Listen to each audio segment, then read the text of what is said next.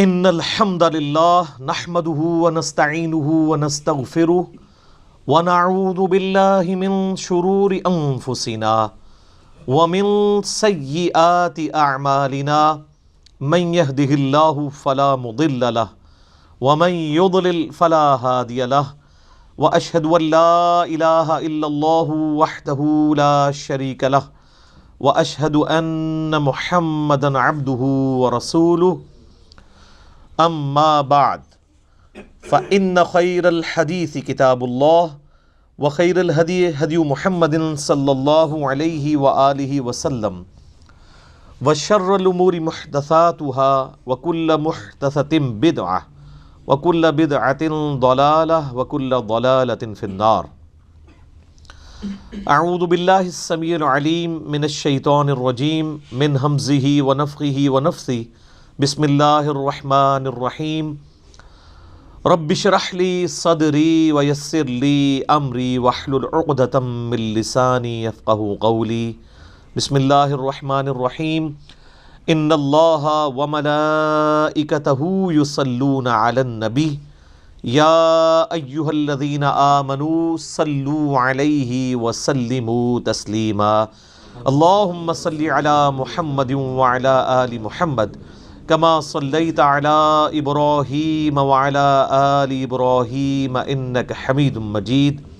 اللہم بارک علی محمد وعلی آل محمد کما بارکت علی ابراہیم وعلی آل ابراہیم انک حمید مجید.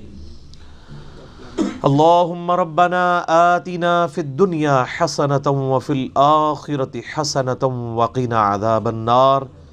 لا الہ الا انت سبحانک انی کنت من الظالمین. حسبنا اللہ ونعم الوکیل. یا حی یا قیوم برحمتک استغیث ولا حول ولا قوة الا باللہ العلی العظیم. ربنا آتنا من لدنک رحمۃ وہیئ لنا من امرنا رشدا. آمین. الحمدللہ آج 8 دسمبر 2019 کو قرآن کلاس نمبر 7 میں ہم انشاءاللہ تعالی سورۃ الفاتحہ کا آغاز کرنے جا رہے ہیں.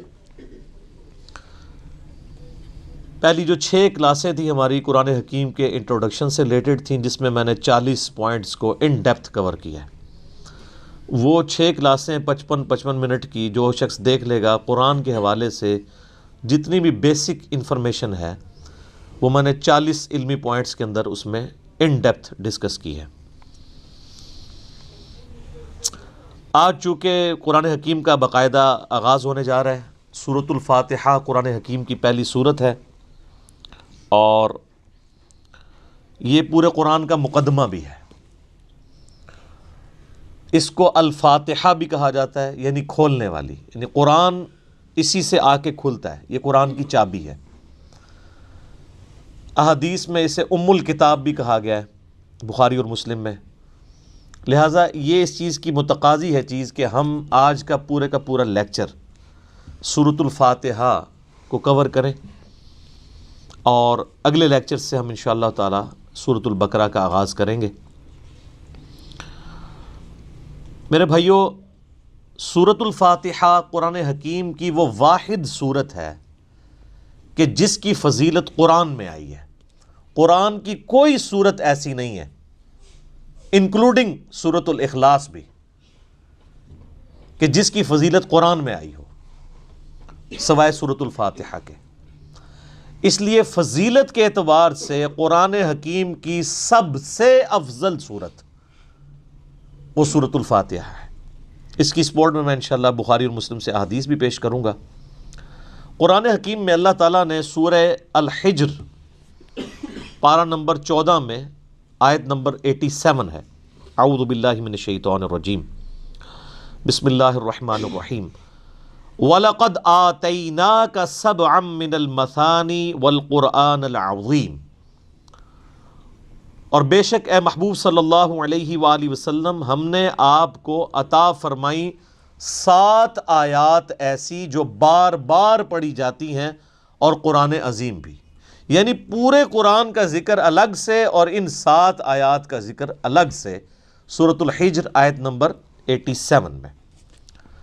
اور ظاہر ہے وہ بار بار دہرائی جاتی ہیں۔ دنیا کا کوئی بھی مسلمان ہو، اس کا تعلق کسی بھی مکتبہ فکر کے ساتھ ہو، کم از کم 5 نمازوں کی فرض رکعتوں میں 17 دفعہ تو سورۃ الفاتحہ وہ پڑھتا ہے، سنتیں اور نوافل اور وتر اس کے علاوہ۔ کوئی بھی نماز ایسی نہیں ہے جس میں سورۃ الفاتحہ ریپیٹ نہ ہوتی ہو۔ یہی اس کی فضیلت کے لیے کافی ہے کہ قرآن حکیم جو نماز میں ہم پڑھتے ہیں وہ ہم بدل بدل کے پڑھتے ہیں، لیکن سورۃ الفاتحہ ایسی چیز ہے جو ہر رکعت میں پڑھی جاتی ہے۔ حتیٰ کہ صحیح بخاری اور صحیح مسلم کی متفق علیہ حدیث ہے کہ اللہ کے محبوب صلی اللہ علیہ وآلہ وسلم نے فرمایا، لا صلاۃ لمن لم یقرأ بفاتحۃ الکتاب، جو نماز میں سورہ فاتحہ نہیں پڑھتا اس کی نماز ہی نہیں ہوتی۔ یہ اتنی اوبلیگیٹری چیز ہے۔ یہ بات بھی اس کی فضیلت کے لیے کافی ہے کہ یہ قرآن حکیم کی نمبر 1 سورت ہے، اپنی ترتیب میں بھی مصحف کی اور اپنے فضائل کے اعتبار سے بھی۔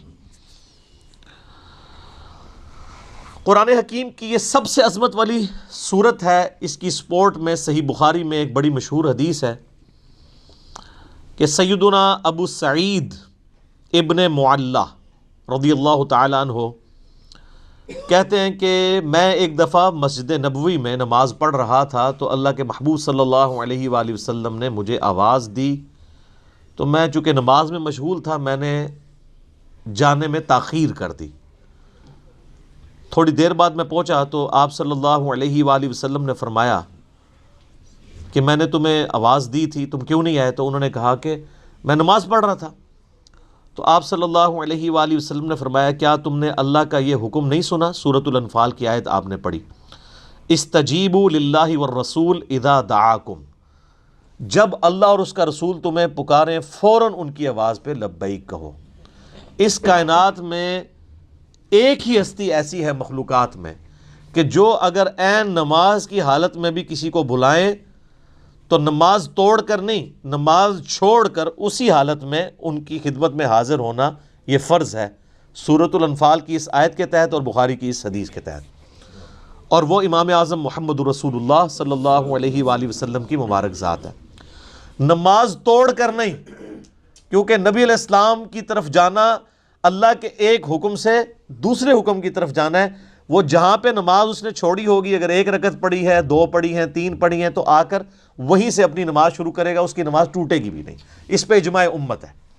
بہرحال یہ جو ہمارے واعظین آئے دن کہانیاں کراتے رہتے ہیں کہ جی ماں آواز دے دے، باپ آواز دے دے، نماز توڑ دو، اس طرح کی کوئی حدیث نہیں ہے۔ البتہ یہ ضرور ہے کہ اگر زندگی موت کی کشمکش بن جائے، کوئی ایمرجنسی ہو جائے، تو آپ پھر نماز توڑ سکتے ہیں۔ لیکن نبی علیہ السلام کے کیس میں اگر بلایا جائے گا تو نماز توڑنی نہیں پڑے گی، بلکہ نماز وہیں پر چھوڑ کر آپ علیہ السلام کا حکم سننا پڑے گا۔ تو یہ آپ علیہ السلام نے ان کو تھوڑا سا یعنی ڈانٹ پلائی پیار محبت سے۔ پھر آپ نے اس صحابی کا ہاتھ اپنے ہاتھوں میں پکڑا اور پھر فرمایا کہ میں اس مسجد سے باہر نکلنے سے پہلے پہلے تمہیں قرآن حکیم کی سب سے عظیم صورت سکھاؤں گا۔ آپ علیہ السلام کی عادت تھی کہ آپ اگر کسی کو تھوڑا سا بھی سختی سے پیش آتے تھے تو پھر اس کے ساتھ دل جوئی بھی فرماتے تھے۔ آپ ہاتھ پکڑے اور فرمایا کہ میں تمہیں ایک تحفہ دوں گا۔ وہ صحابی کہتے ہیں پھر تھوڑی دیر بعد جب ہم مسجد سے باہر نکلے تو مسجد سے نکلتے ہوئے میں نے نبی علیہ السلام سے کہا، یا رسول اللہ اپنا وعدہ پورا کریں، آپ نے مجھے کہا تھا کہ آپ مجھے قرآن کی سب سے عظمت والی صورت تعلیم فرمائیں گے۔ تو آپ علیہ السلام نے فرمایا کہ وہ صورت ہے الحمدللہ رب العالمین، یعنی سورۃ الفاتحہ۔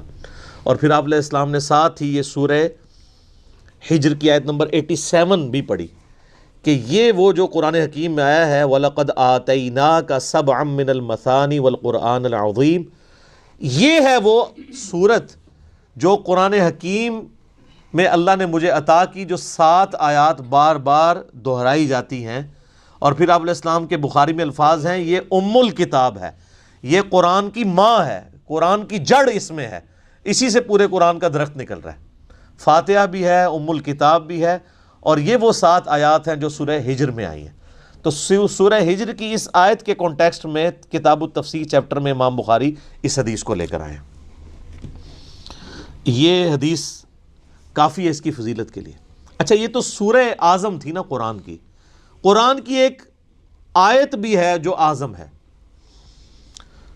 وہ صحیح مسلم میں حدیث ہے۔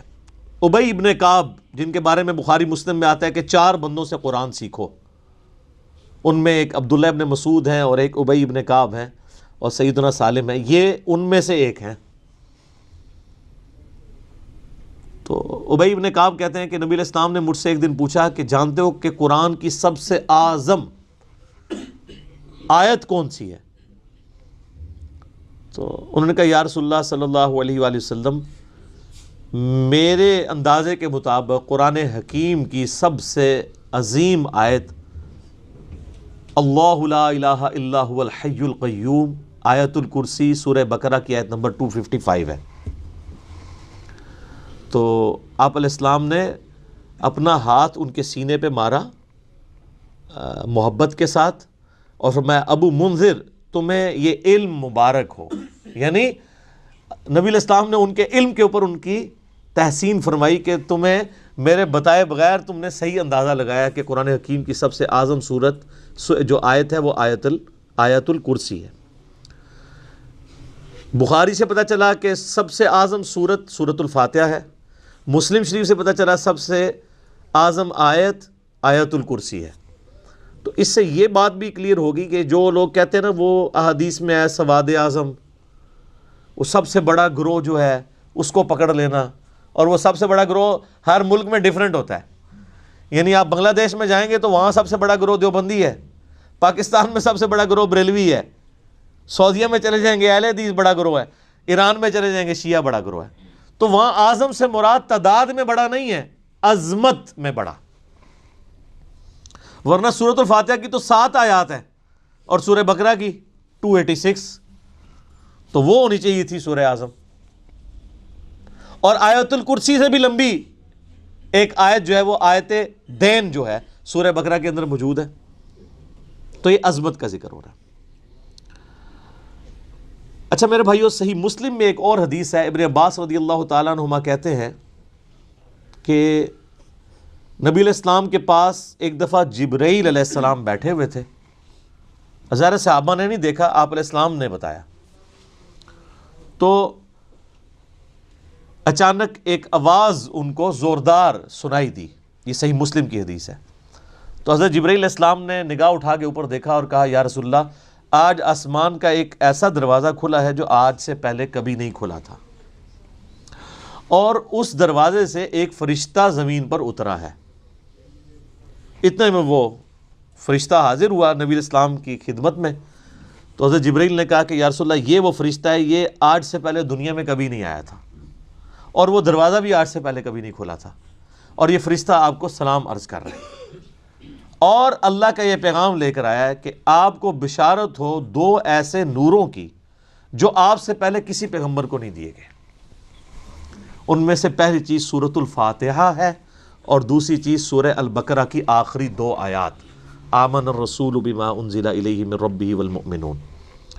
تو سورۃ الفاتحہ وہ نور ہے جو کسی پیغمبر کو نہیں دیا گیا سوائے ہمارے محبوب صلی اللہ علیہ وآلہ وسلم کے۔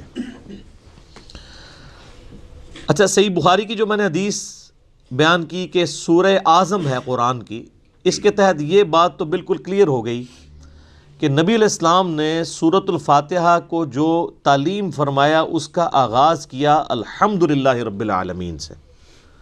تو اس میں واضح اشارہ موجود ہے کہ بسم اللہ الرحمن الرحیم سورہ فاتحہ کا حصہ نہیں ہے، قرآن کا حصہ ہے۔ وہ تو ہر سورت کے آغاز میں بسم اللہ ہے سوائے سورہ التوبہ کے، اور سورہ نمل کے اندر آیت بھی ہے انہ من سلیمان و انہ بسم اللہ الرحمن الرحیم۔ لیکن جو سورتوں کے آغاز میں بسم اللہ لکھی جاتی ہے یہ سورت کا حصہ نہیں، قرآن کا حصہ ضرور ہے۔ تو چونکہ نبی علیہ السلام نے اس میں فرمایا الحمدللہ رب العالمین، تو اگر آپ علیہ السلام نے اس سورت کو تعلیم فرمانا ہوتا اس اعتبار سے کہ بسم اللہ اس کا حصہ ہوتی، تو آپ فرماتے کہ وہ صورت ہے بسم اللہ الرحمن الرحیم الحمدللہ رب العالمین. تو یہ اس بات کو تقویت دیتی ہے کہ بسم اللہ سورہ فاتحہ کا حصہ نہیں. لیکن نماز میں ہم پڑھتے ہیں، اس کے ساتھ پڑھیں گے، لیکن حصہ نہیں ہے. البتہ مسلمانوں میں اہل حدیث مکتبہ فکر اور امام شافعی کے جو مقلدین ہیں ان کا موقف ہے کہ بسم اللہ سورہ فاتحہ کا حصہ ہے. اہل تشیع کا بھی یہی موقف ہے. اسی لیے آپ اگر شیعہ کے چھپے ہوئے قرآن دیکھیں گے اور اہل حدیثوں کے، اب یہ میرے ہاتھ میں جو قرآن ہے یہ سعودیہ سے چھپا ہوا ہے، یہ اہل حدیث کا ہے. اس میں بھی بسم اللہ الرحمن الرحیم کو پہلی آیت انہوں نے ڈکلیئر کیا ہوا ہے، اور الحمدللہ رب العالمین کو دوسری آیت. امام حنیفہ رحمہ اللہ تعالی اور کئی ایک ائمہ کا یہ موقف ہے کہ سورہ فاتحہ کا حصہ نہیں ہے بسم اللہ. میرے نزدیک امام ابو حنیفہ رحمہ اللہ کا موقف احادیث کی روشنی میں مضبوط ہے، کیونکہ نبی علیہ السلام سورہ فاتحہ کا اعلان کرتے ہوئے اس کو الحمدللہ رب العالمین سے بتا رہے ہیں. اس سے بھی بڑھ کر دلیل ایک صحیح مسلم کی حدیث ہے، بڑی رکت انگیز حدیث ہے، اور وہ حدیث قدسی آپ نے اکثر سنی ہوگی. سیدنا ابو ہریرہ رضی اللہ تعالیٰ عنہ کہتے ہیں کہ اللہ کے محبوب صلی اللہ علیہ وآلہ وسلم نے فرمایا اس شخص کی نماز ناقص ہے، ناقص ہے، ناقص ہے جو سورہ فاتحہ نہیں پڑھتا نماز میں. تو کچھ تابعین نے عرض کیا کہ ابو ہریرہ جب ہم امام کے پیچھے ہوتے ہیں پھر ہم کیا کریں؟ تو انہوں نے کہا اقرأ بہا فی نفسک، تم پھر اپنے جی میں آہستہ آہستہ پڑھ لیا کرو.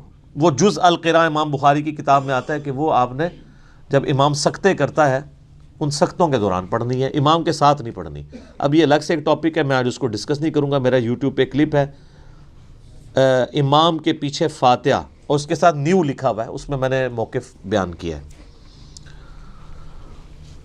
اور پھر نبی علیہ السلام نے فرمایا حدیث قدسی، یعنی اللہ کا فرمان بزبان محمد رسول اللہ صلی اللہ علیہ وآلہ وسلم، کہ اللہ تعالیٰ فرماتا ہے قسمت الصلاۃ بینی و بین عبدی نصفین. اچھا، یہ حدیث شیعہ کے ہاں بھی پائی جاتی ہے جو میں بیان کر رہا ہوں صحیح مسلم کی، اب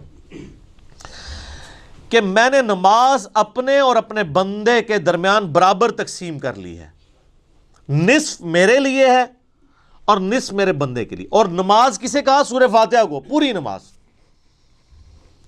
پھر اللہ تعالیٰ نے فرمایا، نبی علیہ السلام فرماتے ہیں کہ جب میرا بندہ کہتا ہے الحمدللہ رب العالمین تو میں کہتا ہوں میرے بندے نے میری حمد بیان کی، میری تعریف کی. جب وہ کہتا ہے الرحمن الرحیم تو میں کہتا ہوں میرے بندے نے میری ثنا کی. جب وہ کہتا ہے مالک یوم الدین تو میں کہتا ہوں میرے بندے نے میری تمجید بیان کی، میری بزرگی کا اعتراف کر لیا.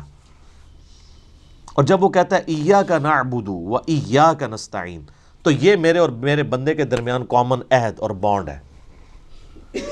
جو میرے بندے نے مجھ سے مانگا میں نے اسے دیا. اور جب میرا بندہ کہتا ہے اہدنا الصراط المستقیم صراط الذین انعمت علیہم غیر المغضوب علیہم ولا الضالین آمین، تو میرے بندے نے جو مجھ سے مانگا اس دعا میں نے اسے عطا کر دیا.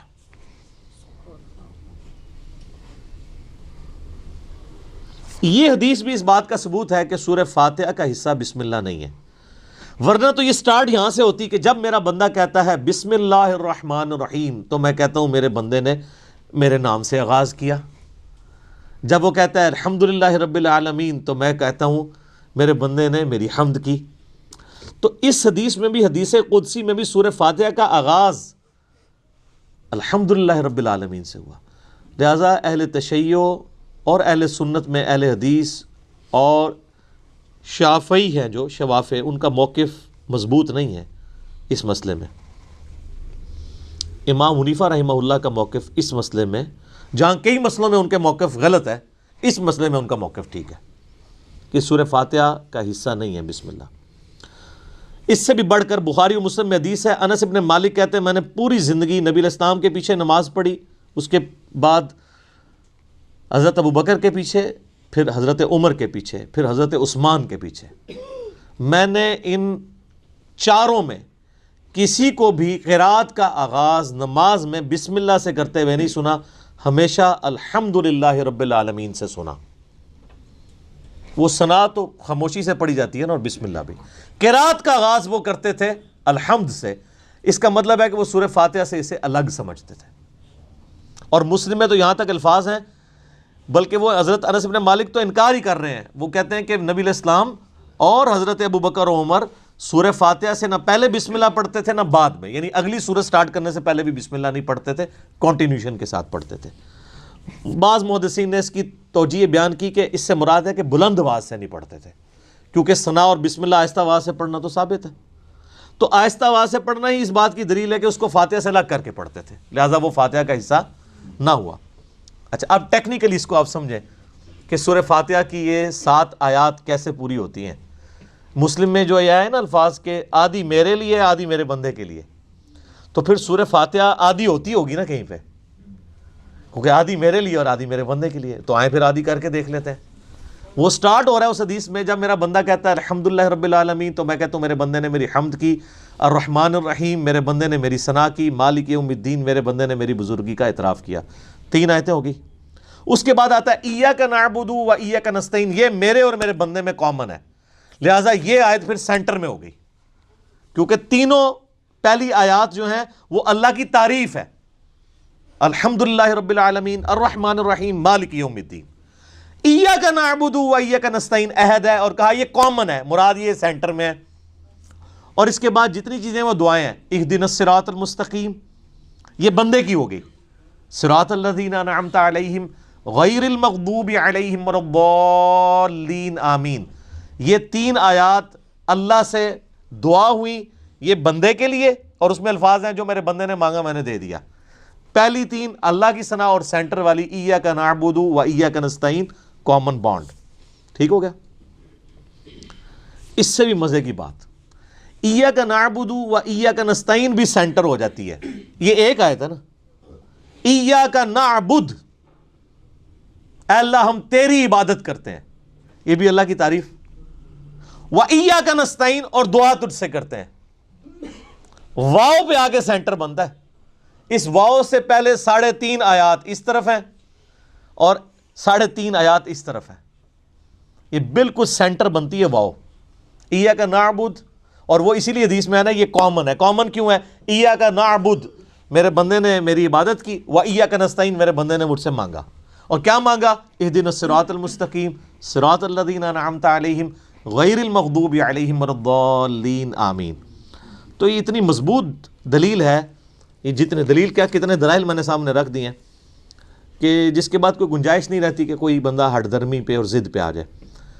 شیخ زبیر علی رحمہ اللہ تعالیٰ سے 2008-9 کی بات ہے، میں نے، اب چونکہ وہ اہل حدیث تھے تو اہل حدیث کی کوشش ہوتی ہے کہ امام حنیفہ ہر مسئلے میں غلط ثابت ہو جائے، تو میں نے ان کے سامنے کہا جی اب آپ کو چیک کرتے ہیں، ہم بخاری مسلم کو مانتے ہیں کہ وہ یہ نہ ہو کہ امام حنیفہ کی دشمنی آپ کو اس پہ نہ ابھار دے کہ آپ سچائی سے اناد کریں۔ تو مجھے کہتے ہیں جی وہ بسم اللہ حصہ ہے فاتحہ کا۔ میں نے کہا جی یہ واضح احادیث ہیں، یہ میں نے سارے دلائل آپ کو بھی سن کے اندازہ ہو گیا ہوگا، اس کے بعد کوئی بندہ یا مان سکتا ہے یا چھڑولی چھوڑ سکتا ہے آگے سے، بالکل واضح بات ہے۔ تو ان باتوں کا ان کے پاس کوئی جواب نہیں تھا۔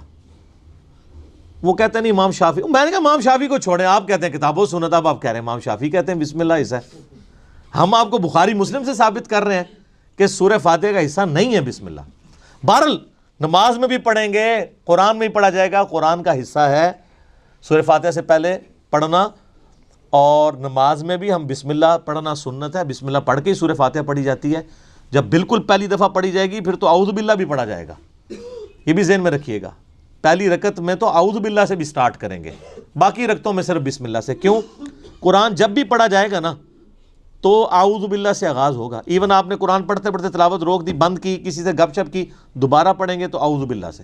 اور اس کا حکم جو ہے سورۃ النحل آیت نمبر 98 میں موجود ہے، فَإِذَا قَرَأْتَ الْقُرْآنَ فَاسْتَعِذْ بِاللَّهِ مِنَ الشَّيْطَانِ الرَّجِيمِ، پس تو جب بھی قرآن کی قرات کرنے لگے تو اللہ کی پناہ حاصل کر لیا کر شیطان مردود کے اگینسٹ۔ کیوں؟ اگر آپ شیطان کے اگینسٹ اللہ کی پناہ نہیں حاصل کریں گے تو قرآن پڑھ کے آپ غلط رزلٹ بھی نکال سکتے ہیں، اس میں قرآن کا قصور نہیں ہے۔ اگر ایک اچھی گاڑی ہے اس پہ ڈرائیور غلط بیٹھ گیا جا کے ٹھوک دیتا ہے تو گاڑی کا تو قصور نہیں ہے۔ تو قرآن حکیم سے غلط رزلٹ جان بوجھ کے لوگ نکال سکتے ہیں، جب تک کہ اپنے آپ کو قرآن کے سامنے سرنڈر نہ کریں اور اللہ تعالیٰ کے سامنے اپنے آپ کو پیش نہ کریں شیطان کے اگینسٹ کہ یا اللہ تو ہی پناہ دے ہمیں اس کے اگینسٹ، ورنہ قرآن حکیم وہ پڑھیں گے تو اس سے غلط رزلٹ بھی نکال سکتے ہیں، وَلِعَوْذُ بِاللَّهِ تعالیٰ، اس لیے حکم دیا گیا۔ اچھا، بخاری مسلم کی ایک حدیث بڑی مزے کی ہے۔ صحابہ کرام کا قافلہ کہیں جا رہا تھا، راستے میں انہوں نے ایک جگہ پانی کے لیے پڑاؤ کیا، تو وہاں پہ ایک قبیلہ آباد تھا، انہوں نے صحابہ کرام کی کوئی مہمان نوازی نہیں کی، لیکن اسی دوران ان کے قبیلے کے سردار کو ایک سانپ یا بچھو نے ڈس لیا۔ یہ حدیث بخاری میں بھی ہے اور مسلم میں بھی۔ تو جب وہ سانپ اور بچھو نے ڈس لیا تو وہ صحابہ کرام کے پاس آئے اور کہا کہ تم میں سے کوئی ایسا ہے جو جھاڑ پھونک کر سکتا ہو، دم ڈال سکتا ہو زہریلے جانور کا؟ تو ایک صحابی نے کہا ہاں مجھے ایک دم آتا ہے، لیکن میں یہ بکریوں کا پورا ریوڑ اس کے عوض معاوضہ لوں گا۔ مرتے کیا نہ کرتے، پھنسے ہوئے تھے، انہوں نے کہا ٹھیک ہے۔ اس نے جا کے دم ڈالا سورہ فاتحہ پڑھ کے، تو حدیث کے الفاظ ہیں وہ بندہ اس طرح ہو گیا جیسے مردہ زندہ ہو جاتا ہے اس کے اثر سے، دم کے۔ بکریوں کا ریوڑ والے کیا۔ اب صحابہ کرام میں اختلاف ہو گیا، ایک گروہ نے کہا کہ یہ تو آپ نے قرآن پڑھنے کی اجرت لے لی ہے، یہ تو حرام ہے، زیادہ پرہیزگار لوگ بھی ہوتے ہیں نا۔ دوسروں نے کہا نہیں ہم نے معاوضہ لیا، بالکل ٹھیک ہے۔ بہرحال یہ طے پایا کہ نبی علیہ السلام سے جا کے فیصلہ کروائیں گے۔ آپ علیہ السلام کے پاس آئے تو آپ صلی اللہ علیہ وآلہ وسلم نے پہلے تو اس کی تحسین کی کہ تو نے یہ بہت بڑی انوینشن کی ہے، تجھے کس نے بتا دیا کہ سورہ فاتحہ میں اتنی شفا ہے؟ سورہ فاتحہ شفا بھی دیتی ہے۔ اور پھر آپ علیہ السلام نے فرمایا ان احق ما اخذتم علیہ اجرا کتاب اللہ، سب سے بہترین چیز جس کے اگینسٹ تم معاوضہ طلب کر سکتے ہو وہ اللہ کی کتاب ہے۔ اور پھر آپ علیہ السلام نے فرمایا کہ وہ جو بکریاں لی ہیں نا اس میں سے کچھ حصہ مجھے بھی دو تاکہ امت کے لیے کنفرم ہو جائے کہ یہ مال حلال ہے۔ انہی حدیث کے تحت قرآن حکیم کی جو تعلیم کی اجرت ہے نا، نمازیں پڑھانے کی اجرت نہیں میں بات کر رہا، قرآن کی تعلیم کی اجرت لینا وہ جائز ہے ایز اے ٹیچر۔ جیسے آپ باقی علوم حاصل کرتے ہیں تو پیمنٹ کرتے ہیں نا، چاہے ٹیوشن کے لیے جائیں یا اسکول کے لیے، ویسے ہماری طرح بغیر پیسے لیے پڑھائیں وہ تو بہت اعلیٰ درجے کی چیز ہے۔ تو اسی کے تحت جو ہے نا وہ آپ علماء سے پوچھیں نا نمازیں پڑھانے کی تنخواہ لے رہے ہیں، وہ کہتے ہیں نہیں نہیں نہیں ہم تو تعلیم کی لیتے ہیں، اور تعلیم دیتے بھی کوئی نہیں۔ اب تو بچوں کو لوگوں نے بھیجنا ہی چھوڑ دیا مسجد کے اندر۔ تو بل ایسی مساجد جہاں پر ٹیچرز جو ہیں وہ قرآن حفظ کر رہے ہیں، قرآن کی تعلیم دے رہے ہیں، اور پیرلل میں وہی ٹیچرز باری باری نماز پڑھاتے ہیں، تو وہ تو بغیر تنخواہ کے پڑھا رہے ہیں، وہ تنخواہ تو تعلیم کی لے رہے ہیں۔ امام حنیفہ رحمہ اللہ تعالیٰ تو مطلقاً امام مسیح کی تنخواہ کو حرام سمجھتے ہیں، لیکن بعد میں فقہ حنفی والوں نے متاخرین کے فتوے کے تحت اسے جائز سمجھا ہے۔ تو بل قرآن کی تعلیم والا معاملہ بالکل ٹھیک ہے۔ اب رہی وہ حدیث بخاری و مسلم کی کہ لا صلاۃ لمن لم یقرأ بفاتحۃ الکتاب، جو فاتحہ نہیں پڑھتا اس کی نماز نہیں ہوتی۔ اس پہ میرا آپ کلپ نیو امام کے پیچھے فاتحہ والا دیکھ لیں، میں نے یہ ثابت کیا ہے دلائل کی روشنی میں، پھر 20-25 منٹ اور لگ جائیں گے، کہ اگر تو جہری نمازیں ہیں تو آپ امام کی قرات غور سے سنیں گے، وہ قرآن کا حکم ہے واضح سورۃ الاعراف میں، وَإِذَا قُرِئَ الْقُرْآنُ فَاسْتَمِعُوا لَهُ وَأَنصِتُوا لَعَلَّكُمْ تُرْحَمُونَ، جب قرآن کی تلاوت ہو رہی ہو تو تم خاموشی اختیار کرو اور بڑے غور کے ساتھ سنا کرو تاکہ تم پر رحم کیا جائے۔ البتہ جو سری نمازیں ہیں جیسے عصر کی نماز ہے اور ظہر کی نماز ہے، اور جو جہری نمازیں ہیں ان کی بھی جو آخر والی رکعتیں ہیں وہ بھی سرن ہی ہوتی ہیں نا۔ اگر آپ دیکھیں گے نا تو صرف 6 رکعتیں ہیں جن میں اونچا قرآن پڑھا جاتا ہے، باقی 11 رکعتیں 17 میں سے ان میں سرن پڑھا جاتا ہے، اور نوافل تو سارے سرن پڑھے جا رہے ہوتے ہیں۔ تو ان میں آپ امام کو غور سے سنیں، اور اگر امام سکتہ دے دے، جیسے جز القراء میں امام بخاری نے مقدمہ یہ پیش کیا ہے کہ قرآن کہتا ہے کہ جب قرآن پڑھا جائے خاموشی سے سنو، حدیث کہتی ہے فاتحہ کے بغیر نماز نہیں ہوتی، تو وہ کہتے ہیں اس کا آپٹیمل سولوشن یہی ہے جو سنن ابی داؤد میں حدیث بھی ہے کہ نبی علیہ السلام سکتے کیا کرتے تھے، رکوع میں جانے سے پہلے ایک سکتہ ہوتا تھا، اور حضرت ابو ہریرہ کہتے ہیں کہ امام کے سکتے کو فاتحہ کے لیے غنیمت سمجھو، جز القراء میں۔ لہٰذا مسلم کی جو حدیث ہے نا اقرا بہا فی نفسک، اس میں حضرت ابو ہریرہ یہ نہیں کہہ رہے کہ امام کے ساتھ ساتھ جی میں پڑھو، وہ سکتے کا ہی ذکر کر رہے ہیں کیونکہ دوسری جگہ اس کی تفسیر موجود ہے۔ تو یہی موقف امام ابن تیمیہ کا بھی ہے، حالانکہ اہل حدیث امام ابن تیمیہ کو بڑا مانتے ہیں، لیکن امام ابن تیمیہ جو ہے وہ جہری نمازوں میں سننے کے اور سرن میں پڑھنے کے قائل ہیں۔ شیخ البانی بھی یہی موقف رکھتے ہیں، مولانا مودودی رحمہ اللہ کا بھی یہ موقف ہے، ڈاکٹر اسرار صاحب کا بھی یہ موقف ہے، اور ایون جو سعودیہ سے قرآن چھپتا ہے احسن البیان، اس میں بھی لکھا ہوا ہے کہ قرآن اور حدیث دونوں پہ عمل کرنا چاہیے، جب امام قرات کر رہا ہو تو خاموشی سے سننی چاہیے، اور سکتے میں پڑھنا چاہیے اگر سکتے میں آپ کو موقع ملے۔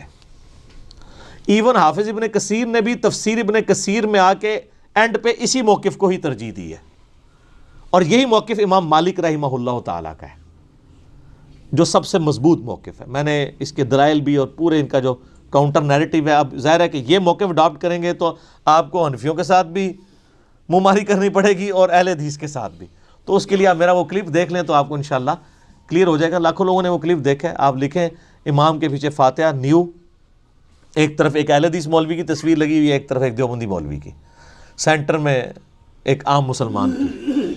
تو وہ اس کلپ میں نے یہ ساری باتیں کھول کے بیان کی ہیں، آج میں اس چیز کو سکپ کر رہا ہوں تاکہ گفتگو لمبی نہ ہو جائے۔ اب آلموسٹ 25 منٹ رہ گئے پیچھے، تو ہم اللہ کا نام لے کے سورہ الفاتحہ کا آغاز کرتے ہیں۔ اعوذ باللہ من الشیطان الرجیم، بسم اللہ الرحمن الرحیم، الحمد للہ رب العالمین۔ تمام تعریفیں اس اللہ کے لیے ہیں جو تمام جہانوں کا پالنے والا ہے، یہ بھی ترجمہ درست ہے، اور تمام جہان والوں کا پالنے والا ہے، یہ ترجمہ بھی عربی لنگوسٹک کے اعتبار سے درست ہے۔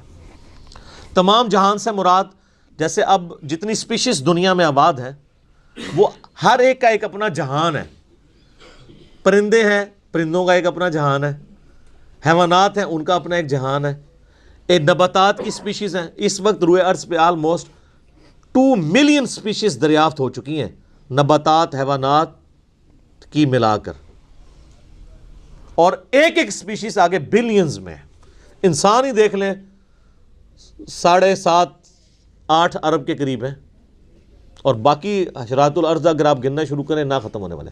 تو یہ تمام کا پالنے والا کون ہے؟ اللہ۔ الرحمن الرحیم، وہ انتہائی رحم فرمانے والا ہے۔ الرحمن کہتے ہیں جیسے اسی سے لفظ، یہ اسی یعنی آپ سمجھ لیں عربی لنگوسٹک کے اعتبار سے طوفان بھی عربی کا لفظ ہے نا، یعنی ٹھاٹھے مارتا ہوا سمندر ہے اس کی رحمت کا، اور سمندر تو کبھی کبھی جوش میں آتا ہے نا، اللہ کی رحمت وہ ہے کہ الرحیم مستقل رہتی ہی ٹھاٹھے مارتے ہوئے سمندر کی طرح ہے، الرحمن الرحیم۔ حتیٰ کہ بخاری و مسلم میں حدیث ہے، نبی علیہ السلام نے فرمایا اللہ تعالیٰ نے مخلوقات کی پیدائش سے پہلے اپنے پاس اپنے عرش پہ یہ عبارت لکھ لی تھی کہ میری رحمت میرے غضب پہ بھاری رہے گی۔ قرآن میں بھی ہے وَكَتَبَ عَلَى نَفْسِهِ الرَّحْمَةِ، کہ یہ اللہ نے اپنے اوپر خود لازم کر لیا کہ میں ہر حال میں رحم ہی کروں گا۔ رحم والا جو اللہ تعالیٰ کا پہلو ہے یہ ڈومیننٹ ہے۔ سورہ فاتحہ جو ہے وہ ذہن میں رکھیے گا قرآن کی ماں ہے، ام الکتاب ہے، فاتحہ ہے، قرآن کھولنے والی چیز ہے۔ تو اس میں جو جو چیز آ رہی ہے نا اس کی جڑ پڑ رہی ہے نا، وہ پورا قرآن اسی جڑ سے پھر اگنے والا وہ بڑا تناور درخت ہے۔ ہر چیز کی جڑ سورہ فاتحہ میں۔ مالک یوم الدین، وہ مالک ہے قیامت کے دن کا۔ دنیا میں تو کئی بادشاہ ہیں، اس کی اجازت سے، اس کی مرضی سے نہیں، اجازت سے۔ اجازت یہ ہے کہ کھلی چھٹی ہے، مرضی نہیں ہے کہ وہ غلط کام کریں، وہ بس اللہ نے 2 راہیں دکھا دی ہیں، انا ہدیناہ السبیل اما شاکرا و اما کفورا۔ ہدایت کا راستہ واضح کر دیے، چاہے تو شکر گزاری کی روش اختیار کرو، خواہ ناشکری کی۔ لیکن قیامت کے دن صرف اللہ ہی کا حکم چلے گا. دنیا والے جتنے احکامات ہیں یہ سب کے سب پاورز لوگوں کی طرف سے جو اللہ تعالیٰ نے دی ہیں وہ سلب کر لی جائیں گے. لمن الملک اليوم للہ الواحد القہار. آج کس کی بادشاہت ہے؟ اس قہار کی جو سب پہ چھایا ہوا ہے. قہار کہتے ہیں سب پہ چھانے والا. تو قیامت کے دن کا مالک ہے. یہ ایک ایک آیت کے اوپر ایک ایک گھنٹہ بولا جا سکتا ہے، لیکن چونکہ ہم نے پورا قرآن کور کرنا ہے تو اس میں ساتھ ساتھ آیات آئیں گی کراس ریفرنس کے طور پہ. ایاک نعبد و ایاک نستعین. تعریف کرنے کے بعد اے اللہ ان ساری چیزوں کے ہوتے ہوئے حق تو یہ ہے کہ عبادت بھی تیری ہوگی، دعا بھی تجھی سے کی جائے گی. اے اللہ ہم صرف تیری ہی عبادت کرتے ہیں اور کرتے رہیں گے، تجھی سے مدد مانگتے ہیں اور تجھی سے مانگتے رہیں گے. کیونکہ یہ مضارع کا صیغہ ہے جو کنٹینیوشن ہے. پریزنٹ ٹینس اور فیوچر ٹینس عربی میں ایک ہی ہوتا ہے. ہمارے تو تین ہوتے ہیں نا اردو میں اور انگلش میں، پاسٹ، پریزنٹ اور فیوچر. عربی میں فیوچر اور پریزنٹ کے لیے ایک ہی صیغہ استعمال ہوتا ہے، وہ یہاں پہ استعمال ہوا ہے. ایاک نعبد و ایاک نستعین. اور اگر اس کو دعائیہ بنائیں گے جس طرح کہ اعلیٰ حضرت نے ترجمہ کیا ہے، احمد بریلوی صاحب نے، انہوں نے بہت زبردست ترجمہ کیا. انہوں نے کہا اے اللہ ہم صرف تیری ہی عبادت کریں اور صرف تجھی سے مدد چاہیں. یہ علیحدہ بات ہے کہ وہ خود اور ان کے ماننے والے غیر اللہ سے بھی مانگتے رہے ہیں. ترجمہ ٹھیک کیا ہے. اسی لیے میں کہتا ہوں قرآن میں کوئی چیز نہیں داخل ہو سکتی. قرآن کا ترجمہ فٹ ہے، آپ کسی کا اٹھا کے دیکھ لیں، ترجمہ سب نے ٹھیک کیا ہوا ہے. اچھا، عبادت میں تو دعا بھی شامل ہے. جامعہ ترمذی میں حدیث ہے، سنن نسائی میں حدیث ہے، ابن ماجہ میں الدعاء هو العبادہ، دعا عبادت ہے. تو جب دعا عبادت ہے تو ایاک نعبد میں دعا شامل تھی. یہ پھر ایاک نستعین کیوں آیا؟ اس لیے کہ سب سے سینسٹیو ایشو ہی دعا کا ہے، غیر اللہ کو مدد کے لیے پکارنے کا. تو اللہ تعالیٰ نے اس کو اسپیسیفکلی بیان کیا. اس کے باوجود امت کی اکثریت غیر اللہ سے مدد مانگ رہی ہے. ایک تو ہے ظاہری اسباب، وہ تو آپ مانگیں، تو قرآن میں حکم ہے وَتَعَاوَنُوا عَلَى الْبِرِّ وَالتَّقْوَى وَلَا تَعَاوَنُوا عَلَى الْإِثْمِ وَالْعُدْوَانِ. یہ تو بالکل ٹھیک ہے. وہ ایک مفتی صاحب جو کیو ٹی وی پہ بیٹھے ہوئے ہیں لوگوں کے عقیدے خراب کرنے کے لیے، وہ کہتے ہیں جی اب پھر ہم امی سے روٹی نہ مانگیں جا کے. بھائی امی سے روٹی وہ مانگتا ہے جس کی امی گھر موجود ہوتی ہے، جس کی امی قبرستان میں آرام فرما ہوتی ہے. اگر وہ امی سے روٹی مانگ رہا ہو تو اسے کیا کہا جاتا ہے؟ پاگل یا مجذوب. تھوڑے سوفسٹیکیٹڈ ورڈ، مجذوب یا پاگل. تو یہ پاگلوں سے آپ گفتگو کر رہے ہیں، یہ دھوکہ دے رہے ہیں.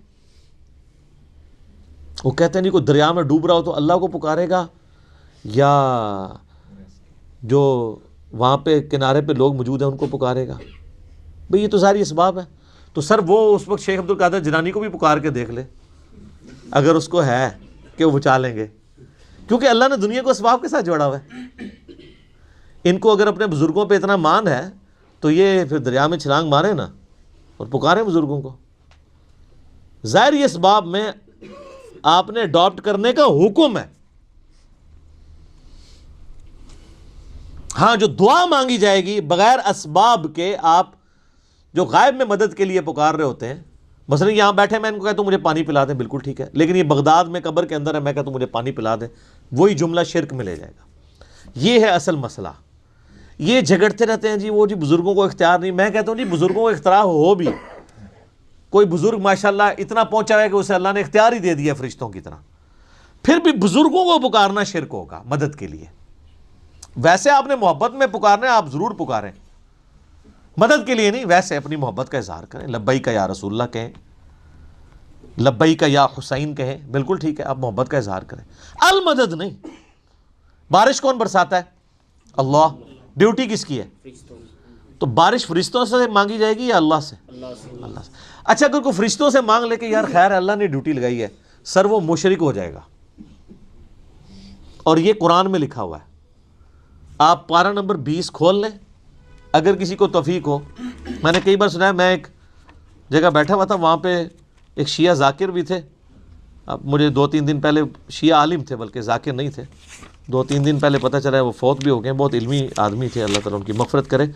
تو وہ ان کے ساتھی بیٹھے تھے، وہ کہتے ہیں جی ٹھیک ہے ہم یا علی مدد نہیں کہنا چاہیے.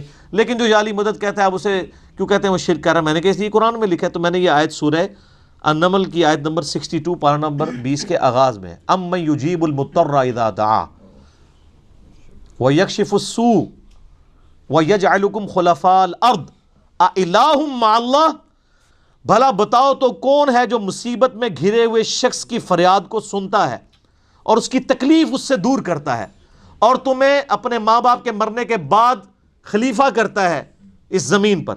االہ مع اللہ، کیا اللہ کے ساتھ کوئی اور الہ بھی ہے جس کی یہ کوالٹی ہو؟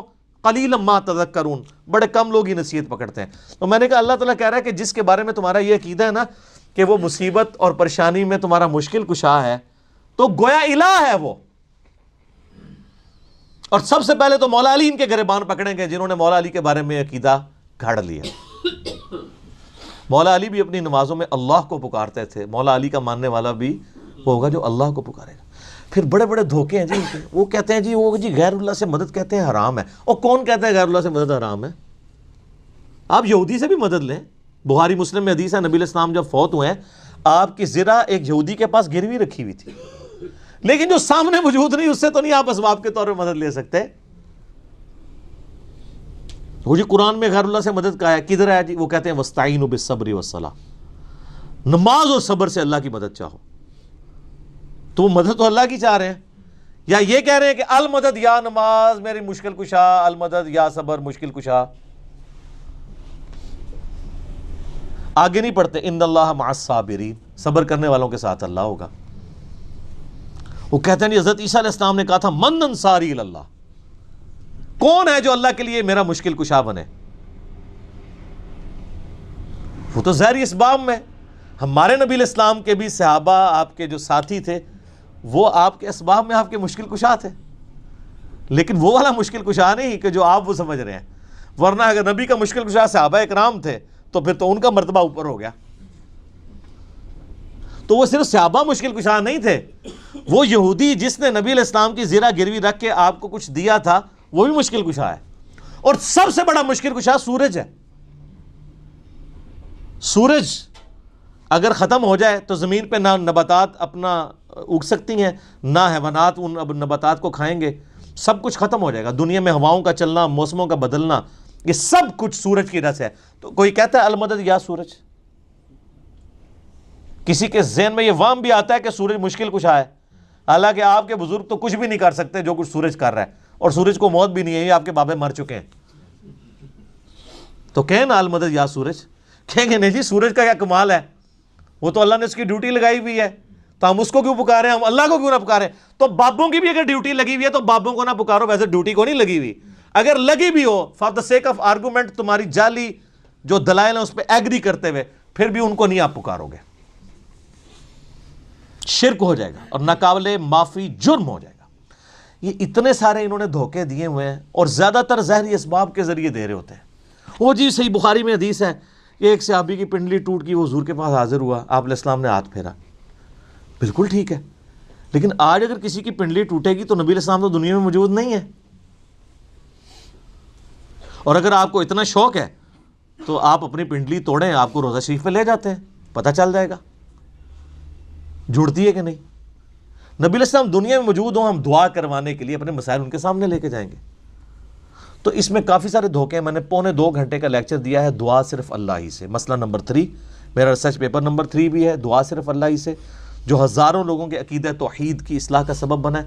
اسی کی ایکسٹینشن ہے مسئلہ نمبر 43 وسیلہ اور توسل کے صحیح احکام و مسائل. اس پہ گھنٹوں بولا جا سکتا ہے، جتنے انہوں نے لیم ایکسکیوزز ڈیوائز کیے ہوئے ہیں، جتنے دھوکے دیے ہوئے ہیں. اور پھر وہ کہتے ہیں دیکھیں جی وہ اگر وہ جو آپ پتہ ہے پچھلے کچھ کئی سال پہلے خانہ کعبہ شریف میں کرین گری تو کہتے ہیں وہ بزرگوں کے ماننے والوں کو موقع مل گیا، ان کا یہ کہتے تھے خود کچھ حملے ہوتے ہیں مزاروں پہ نہیں روکتے، تو اللہ نے کون سی کرین روک لی؟ اور اللہ کا تو دعویٰ ہی کہیں نہیں ہے کہ میں روکوں گا. وہ ابرا کے لشکر کو ایک دفعہ ہی تباہ کیا ہے. یزید نے جب کعبے پہ چڑھائی کی ہے تو اللہ نے برباد نہیں کیا اس لشکر کو. دنیا بقدر ایفرٹ ہے. صحیح بخاری میں حدیث ہے قرب قیامت میں ایک پتلی ٹانگوں والا حبشی کعبے کی اینٹ سے اینٹ بجا دے گا. اللہ نے حفاظت وہ ابراہیم علیہ السلام کے لیے ایک دفعہ ہی آگ ٹھنڈی ہوئی ہے. کئی صحابہ جو ہیں وہ آگ میں جلائے گئے ہیں، رومن امپائر کی جنگوں میں تیل کے کڑاؤں میں ان کو ڈالا گیا. لیکن آپ کا دعویٰ ہے کہ آپ کے بزرگ سب کچھ کر سکتے ہیں. ہم کہتے ہیں پاکستان کی بجلی پوری کر دیں. اچھا یہ بزرگ جب بیمار ہوتے ہیں، یہ تو آغا خان میں اور شفا انٹرنیشنل میں جاتے ہیں، آپ بیمار ہوتے ہیں آپ کو اٹھا کے مزار پہ لے جاتے ہیں. آمدہ کوئی بزرگ بیمار ہو چیخیں بھی مارتا رہے، اس کو کہ نہیں سر دسو جانا کیڑے مزار تے ہے، اسپتال نہیں تو کھڑنا. دنیا کے مہنگے ترین ہاسپٹلز میں یہ علاج کرواتے ہیں. آپ کو کہانیاں کرائیں گے کہ ہمارے پاس لے کے آؤ ہم بائی پاس کریں گے. کوئی دنیا کا بزرگ جو ہے وہ مجھے ختنہ کر کے بتائے. بائی پاس تو بہت بڑی چیز ہے، بلیڈ مارے بغیر، کیونکہ بائی پاس تو بغیر بلیڈ کے کرتے ہیں نا. وہ سب جھوٹ فراڈ، اور صحیح ہو رہا ہے آپ کے ساتھ، کیونکہ آپ نے دین بین لوگوں کے حوالے کیا ہوا. تو دیکھیں پھر آپ کے ساتھ کیا کر رہے ہیں وہ. اہدنا الصراط المستقیم، اے اللہ ہمیں چلا سیدھے راستے پر. یہاں بھی دھوکے دیتے ہیں، اور یہ سارے ہی بزرگ ٹھیک ہیں، سارے ہی راستے ٹھیک ہیں. اور قرآن میں تو راستے آئے کہ ہی نہیں ہیں. قرآن میں گمراہی جمع کے سیغے سے آئی ہے، ہدایت ہمیشہ سنگولر کے سیغے سے. ظلمات آیا گمراہی کے لیے، نور آیا، انوار نہیں آیا. تو قرآن کا ترجمہ ہی غلط کر رہے ہو. اہدنا الصراط المستقیم، اے اللہ ہمیں چلا سیدھے راستے پر. صراط الذین انعمت علیہم، راستہ ان لوگوں کا، راستے نہیں. وہ کہتے ہیں چاروں ہی حق پہ ہیں، پانچوں ہی حق پہ ہیں، سارے ہی ٹھیک ہیں. راستہ ان لوگوں کا انعمت علیہم، جن پر تیرا انعام ہوا. اور یہ آیت پڑھ کے اپنے بابوں کے نام لینے شروع کر دیتے ہیں. یہ بابے تو جمے بھی نہیں سن اس ٹائم جدو آیت نازل ہوئی ہے. اور پھر یہ بابے بھی مختلف ہیں. بریلویوں کے انعمت علیہم جو ہیں وہ مغضوبی علیہم ہیں دیوبندیوں کے، اور دیوبندیوں کے انعمت علیہم جو ہیں بریلویوں کے مغضوبی علیہم ہیں، اور وہ ضالین بھی ہیں. تو بابوں کی کون سی آپ ہمیں ڈوز لگا رہے ہیں؟ کوئی بابے کا امن نہیں ہے. انعمت علیہم کون ہے؟ وہ سر سورہ النساء کی آیت نمبر 69 میں ہے، من النبیین والصدیقین والشہداء والصالحین. نبی ہیں، صدیقین ہیں، شہداء ہیں، صالحین ہیں. لیکن صالحین کون؟ ڈیفینیٹ تو صرف صحابہ اور اہل بیت ہے. اس کے بعد صرف ہماری اسیسمنٹس ہیں، اللہ کو پتہ ہے، کیونکہ یہ وہی کا معاملہ ہے. تو راستہ، اور وہ راستہ کس کا ہے؟ اچھا راستہ اللہ کی طرف سے کسے عطا ہوتا ہے؟ بابے کو یا پیغمبر کو؟ اللہ کے کھاتے میں تو بابا کوئی ہوتا ہی نہیں ہے، پیغمبر ہی ہوتے ہیں، باقی سب فالوور ہوتے ہیں. لیڈر ایک، یہاں تو ان کو انہوں نے لیڈر بنا دیا ہوا نا، یہ فالوور تھے. اور وہ سر مسند احمد میں صحیح سند سے حدیث ہے، مشکات کی آپ کو پہلی جلد میں ملے گی. نبی علیہ السلام نے زمین پہ ایک لکیر کھینچی، ارد گرد ٹیڑھی لکیریں کھینچی، اور آپ نے وہ سیدھی لکیر پر انگلی رکھ کے سورہ الانعام کی آیت پڑھی، وَأَنَّ هَذَا صِرَاطِي مُسْتَقِيمًا، اور یہ کہ یہ ہے سیدھا راستہ جو میرا ہے، جو بالکل سیدھا ہے، مستقیم ہے، اسی کی پیروی کرو، ادھر ادھر کے راستوں کی پیروی مت کرنا، وہ تمہیں بہکا دیں گے. یہ ہے وہ چیز جس کی اللہ تمہیں وصیت کرتا ہے. یہ آیت آپ علیہ السلام نے پڑھی اور اپنے راستے کو کہا یہ سیدھا راستہ ہے. تو سیدھا راستہ نبی علیہ السلام کا ہے. انعام یافتہ لوگوں کا راستہ نہیں ہے سیدھا، وہ تو بیچارے خود راستے پہ چل رہے ہیں. یہ کہتے ہیں ان کے پیچھے چلے، نہیں نہیں نہیں نہیں، ان کے پیچھے نہیں، اس راستے پہ چلنا ہے جس راستے پہ وہ چل رہے ہیں. ان کے پیچھے نہیں چلنا، نبی علیہ السلام کے پیچھے چلنا ہے. کیونکہ وہ تو پھر آپ خود ہی میں سناتے ہیں، وہ شیخ عبد القادر جیلانی کے پاس شیطان آیا، اس نے کہا عبد القادر تیری ساری نمازیں معاف ہیں جی. تو کہنا جی عبد القادر جیلانی نے لا حول ولا قوت الا باللہ پڑھا اور کہا تو شیطان ہے. تو اس نے جاتے جاتے پھر وار کیا، اس نے کہا تجھے تیرے علم نے بچا لیا. تو ان کا نہیں، مجھے اللہ کے فضل نے بچایا. تو کہتے ہیں وہ ایک نورانی شکل میں آیا تھا، تو وہ کہنے لگا میں تیرا رب ہوں. اور پھر اس نے کہا کہ تیرے اس مقام پہ پہنچے ہوئے 70 غوث میں نے ورگلا دیے. تو ہم کہتے ہیں غوث تو آپ کہتے ہیں سب سے بڑا اونچا مرتبہ ہوتا ہے، وہ 70 غوث جس شیطان نے ورگلا دیے اس کو کیوں نہیں پیر مانتے؟ اور وہ جو 70 غوثوں کے ماننے والے لاکھوں مرید تھے، وہ تو کہہ رہے تھے ہمارے بزرگ ہمیں بخشوائیں گے. وہ بزرگ تو خود اللہ کے فضل سے دوزخ پہنچے ہوئے ہیں، وہ شیطان نے ورگلا دیا. تو تسی کتنے جاؤ گے؟ تو سر پیروں پڑھو جنہوں اللہ نے تھوڑا پیر بنایا. ما ضل صاحبکم وما غوا، تمہارے نبی نہ کبھی بہک کے ہیں نہ کبھی بیرا چلے ہیں، اس کو پیر مانو. سناتے خود ہیں اور انجینئرنگ پھر جب ہم کرتے ہیں ان کو سمجھ آتی ہے ہمارے ساتھ ہو کیا گیا. پھر اس کا غوثوں کا تو اعتبار ہی کوئی نہیں، 70 غوث جو رگڑے گئے نے، تو باقی کا کیا اعتبار ہے؟ تو نبی علیہ السلام کو اپنا امام مانے. تو صراط الذین انعمت علیہم نبی علیہ السلام کا راستہ. اچھا بخاری مسلم میں ایک حدیث ہے، ایک صحابی حاضر خدمت میں، یا رسول اللہ قیامت کب آئے گی؟ فرمایا کو تیاری کی ہے؟ کہ یا رسول اللہ بس موٹے موٹے فرض ہی پورے کرتا ہوں، زیادہ کوئی باتیں نہیں میرے پاس. یعنی باتوں سے مراد یہ نہیں ہے کہ نماز ہی نہیں پڑھتا ہوں، یعنی نفلی باتیں نہیں ہیں، کوئی نفلی روزے نہیں رکھتا، بہت تہجدیں اشراقیں نہیں پڑھتا، موٹا موٹا جو فرض دین ہے اس پہ چلتا ہوں. البتہ میں اللہ اور اس کے رسول سے محبت کرتا ہوں. تو نبی علیہ السلام نے فرمایا پھر اللہ اور اس کے رسول تیرے ساتھ ہوں گے. انس ابن مالک کے بخاری مسلم میں الفاظ ہیں کہ ہمیں اسلام لانے کے بعد پوری زندگی حضور کے کسی فرمان سے اتنی خوشی نہیں ہوئی جتنے اس فرمان سے ہوئی کہ جو اللہ اور اس کے محبوب سے محبت کرتا ہے اللہ اس کا محبوب اس کے ساتھ ہوں گے. اور پھر انس ابن مالک کے الفاظ ہیں بخاری کے اندر، اے اللہ میں رسول اللہ سے، ابو بکر سے، عمر سے محبت کرتا ہوں، گو میرے اعمال ان کے والے نہیں ہیں، لیکن پھر بھی تو قیامت والے دن مجھے ان کا ساتھ نصیب فرمانا. ہم بھی اللہ سے دعا کرتے ہیں کہ اللہ تعالیٰ قیامت الدن ہمیں نبی علیہ السلام، صحابہ کرام اور اہل بیت کا ساتھ نصیب فرمائے، آمین. تو یہ وہ لوگ ہیں انعمت علیہم، یہ انعمت علیہم پڑھ کے باپوں کے نام لینے شروع کر دیتے ہیں، فلانے علی سرکار، کاں علی سرکار، کتیاں علی سرکار، کوڑے علی سرکار، پتہ نہیں کیا کیا. یار میں کہتا ہوں ان جن کو بزرگ کلیم کر رہے ہیں ان سے نماز سنیں نا، یہ تجوید کے ساتھ نماز، ترجمہ تو آتا ہی نہیں ہے، تجوید کے ساتھ نماز بھی نہیں آپ کو سنا سکتے، جس میں عین، حا، غین، قوف، ثا، سین، صاد، ذال اس کا فرق کر سکے. یہ آپ شروع ہی کریں گے کہ نہیں یہ تو انہوں نہیں یاد آئے گا، اور پھر کلیم کر رہے ہیں کہ آپ کو رسول اللہ تک پہنچائیں گے جو خود نبی علیہ السلام سے کوسوں دور ہیں. انعمت علیہم پھر کون ہوئے؟ ڈیفینیٹلی انبیاء کرام، صحابہ کرام اور اہل بیت. بس بعد میں آپ کی اور میری منہ شگافیاں ہیں، آپ کسی کو رحمت اللہ علیہ کہہ دیں، دوسرے لعنت اللہ علیہ کہہ دیں گے، وہ اپنی اپنی مرضی ہے، اس کی کوئی گارنٹی نہیں ہے. صراط الذین انعمت علیہم غیر المغضوب علیہم ولا الضالین، آمین. بچانا ان کے راستے سے کہ جن پر تیرا غضب ہوا اور جو گمراہ ہے. اور اس کے بعد بخاری مسلم میں الفاظ ہیں کہ نبی علیہ السلام سورہ فاتحہ جب بھی پڑھتے تھے تو آمین کہتے تھے. آمین آہستہ آواز میں، اونچی آواز میں، یہ بھی اختلاف ہے. بہرحال امام ترمذی نے پوری بحث کی ہے جس میں انہوں نے یہی راجہ قول اختیار کیا ہے کہ جو جہری نمازیں ہیں ان میں آمین اونچی کہی جائے گی، اور جو زور اثر کی نمازیں ہیں اس میں آمین آہستہ کہی جائے گی. بہرحال آمین کہنا سنت ہے. یہ آمین قرآن کا حصہ نہیں ہے، اسی لیے سورہ فاتحہ جب قرآن میں لکھی ہوتی ہے کبھی غور سے آپ نے دیکھا نہیں وہاں آمین نہیں لکھی ہوتی، کیونکہ وہ نماز یعنی نماز میں سنت ہے، قرآن کا حصہ نہیں ہے. اور بخاری مسلم کے الفاظ ہیں کہ اس وقت فرشتے بھی آمین کہتے ہیں، اور جب امام آمین کہتا ہے تو جس کی آمین فرشتوں کے ساتھ مل جائے اللہ تعالیٰ اس کی مغفرت فرما دیتا ہے.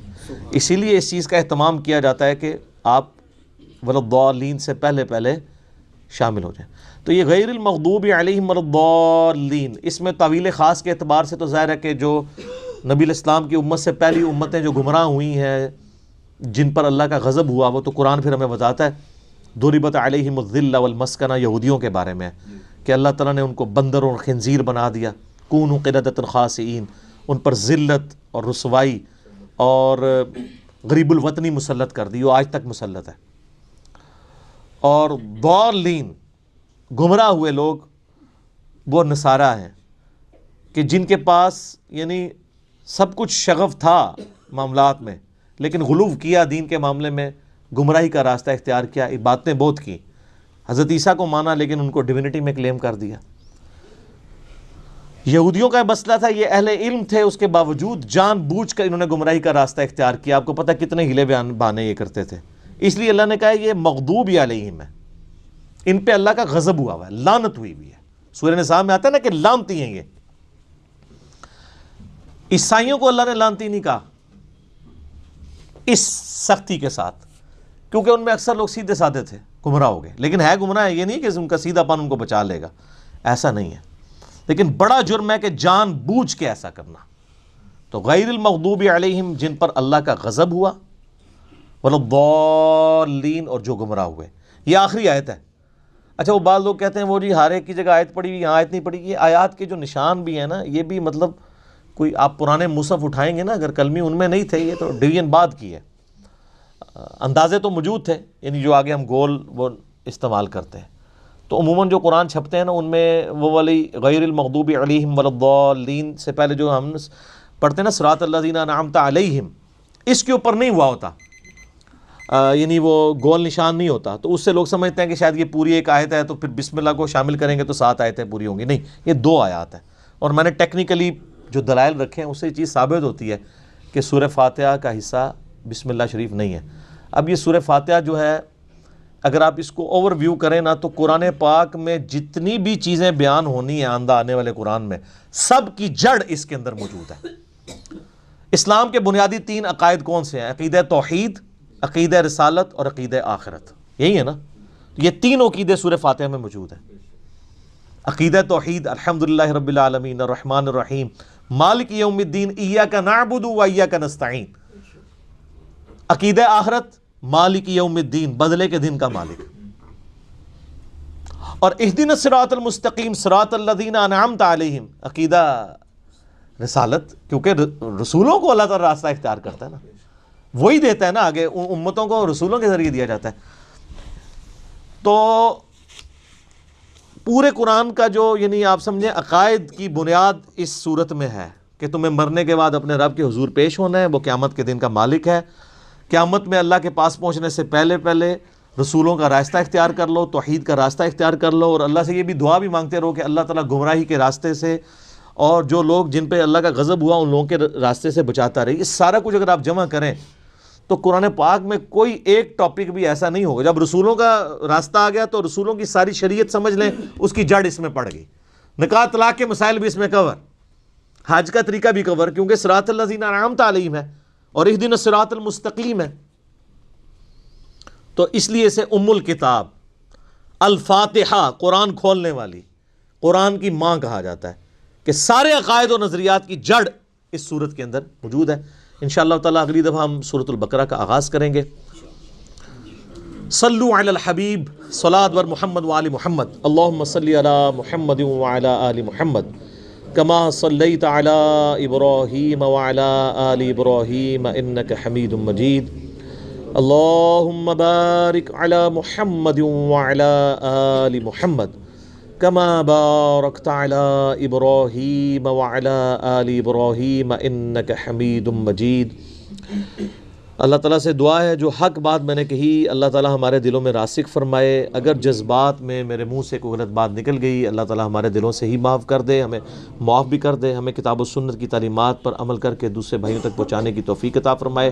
سبحانک اللہم و بحمدک اشہد ان لا الہ الا انت استغفرک و اتوب الیک وما علینا الا البلاغ المبین. جزاکم اللہ خیرا.